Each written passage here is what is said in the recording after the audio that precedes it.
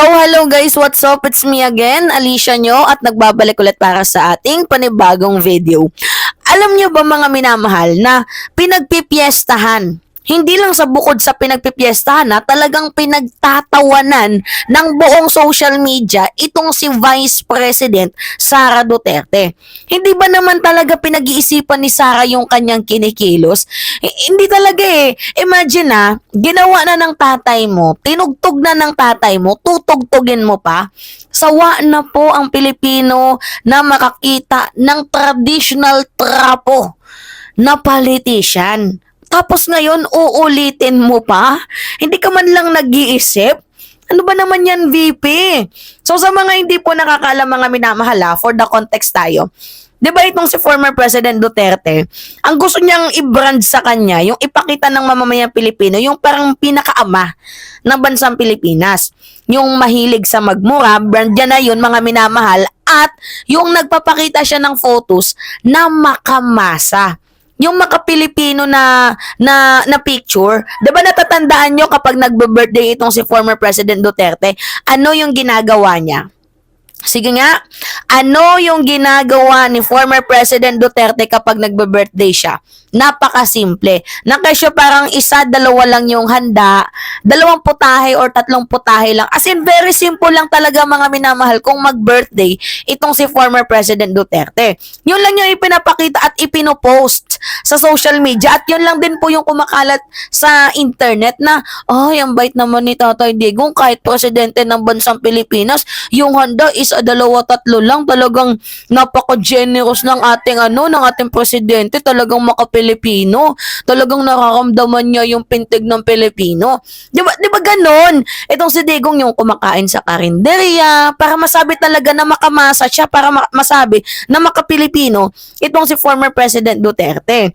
Ngayon naman, mga minamahal, ginagaya ni Vice President Sara Duterte yung kilos ng kanyang ama. Ginagaya ni VP Sara yung technique, di ba? Yung magic technique ni former President Duterte. Tingnan niyo tong picture na to mga minamahal. Ano yung nakikita ninyo? Oh, ano yung nakalagay dyan? Oh, ayaw na niya mag-plane, gusto niya na mag-bus. #Simple Sara.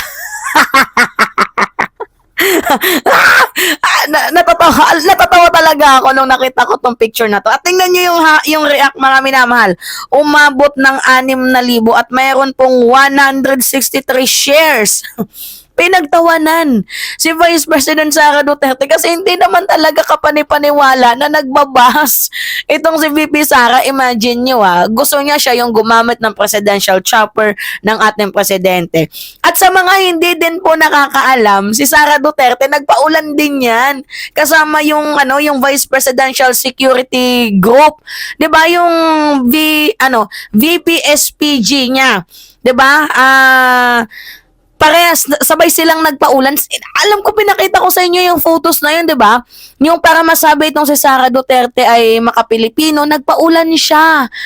Kaya nga sabi ko, ano yung silbi ng Vice Presidential Group niya kung hindi man lang siya mabigyan ng payong. 'Di ba? Ang dami niyang security guard, tas hinayaan yung magpaulan yung vice presidente. Wala man lang nakaisip na magdala kayo ng payong. Kaya nga sabi ko useless tong vice presidential group ni Sara Duterte kasi imagine sa assassination attempt hindi man lang siya naprotektahan. Pati ba naman sa ulan? Hindi din naprotektahan. Kaya anong sense ng Vice Presidential Security Group protection mo kung ikaw mismo hindi ka nila kayang protektahan? Partida, ulan na nga lang yun yung kanilang sasaraguin. Hindi ka pa madalhan ng payong. How much more pa kaya sa assassination attempt kung totoo yung assassination attempt mo? Tapos sa mga hindi din nakakaalam, bumisita din itong si Sara Duterte sa isang eskwelahan. Oo, ang ginawa niya, binisita niya yung mga estudyante, binisita niya yung mga guro. Mga minamahal, ito yung nakakatawa. Kasi hinubad niya yung kanyang sapatos. Tapos ang caption din doon, #Simple Sara. Yun yung nakalagay sa caption, mga minamahal. Alam niyo, pinagtawanan din yun yung photos ni Vice President Sara Duterte na Simple Sara, napaka simple daw ng ating Vice Presidente kasi nagpaa sa loob ng classroom. Diyos me, yan ba yung hinahangaan ninyo? Yung nakakita lang kayo ng picture ni Sara Duterte na nagpaa, simple na, hindi na nangungulimbat ng kaba ng bayan. Nakakita lang kayo ng picture na nagpapaulan itong si Vice President Sara Duterte. Kaisip ninyo, maka-Pilipino at hindi na nangungulimbat sa kaba ng bayan. Tapos ngayon, itong si Vice President Sara Duterte, nagbabas na, ayaw na daw mag-plane. Malamang kailangan niyang gawin yan ngayon, yung magpasikat siya na parang kesyo simple Filipino. Kailangan niyang gawin yun kasi ano na siya lubog na siya sa issue 'Di ba? Yung sa 612 million confidential and intelligence funds na hindi niya masagot nung taong 2023 at yung sa 125 million spent within 11 days hindi niya masagot. So ngayon, kailangan niyang ipakita na kahit gano'n kalaki yung kanyang kinulimbat, maka-Pilipino pa din siya. So papaano niya ipapakita? Sa pamamaraan ng pagpapakita ng photos na si Sara Duterte ay simpleng mamamayang Pilipino. Hindi na gumagamit ng airplane. Bus na lang.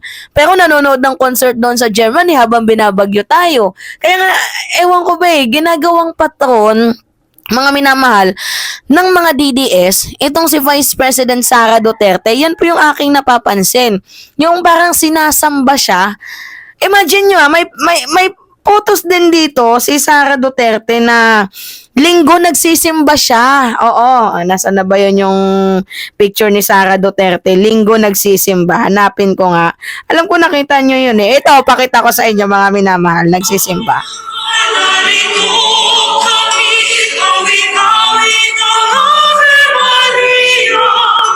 At dalangin ng bawat pamilya ay kapayapaan magkakaisa. Ang rosaryo mo hawak na. Diba? Kita nyo? Panis! Panis! Ay, nalubat tayo. Panis! Diba? BP natin yan. Diba? Nagsisimba sa linggo, naninira Lunes hanggang Sabado. Ganyan po ginagawa ni Sara Duterte, nakatawa-tawa ang kanyang sarili. Ipapakita niya na simpleng mamamayang Pilipino siya. Napakabuti kasi nagsisimba. Tapos yung kanyang pagmumura sa mga kapwa niya Pilipino, tapos yung pagbabanta niya sa buhay ng presidente, tapos yung pagsabi niya siya daw yung presidente ng impyerno, dala lang daw po yun ng kanyang galit. Yan po yung pagtatanggol ng mga DDS sa kanya. Abay, Diyos me, ano ba naman napasok sa utak ng mga hinayupak na to? Kaya nga sabi ko sa isip-isip ko nung nakita ko tong picture ni Sara Duterte na nagbabas, tapos yung picture niya na nagsisimba, talagang literal na pinagpiestahan siya. Kung makikita niyo yung mga comment, ang dami nagsabi na mukhang may sakit na nga itong si Vice President. Mukhang may something na talaga. Kailangan niya nang magpagamot kasi kung ano-ano na yung pumapasok na ginagawa niya para maging relevant siya, para trying hard. Oo. Trying hard siya, mga minamahal. Wala laos na yan yung branding nilang ganyan. Laos na, hindi na inaano yan, hindi na nga pinapansin yung kanilang branding na yung parang paawa effect, mga ganon. Wala na yan. Kaya nga gumagawa siya ng issue, yung intriga na.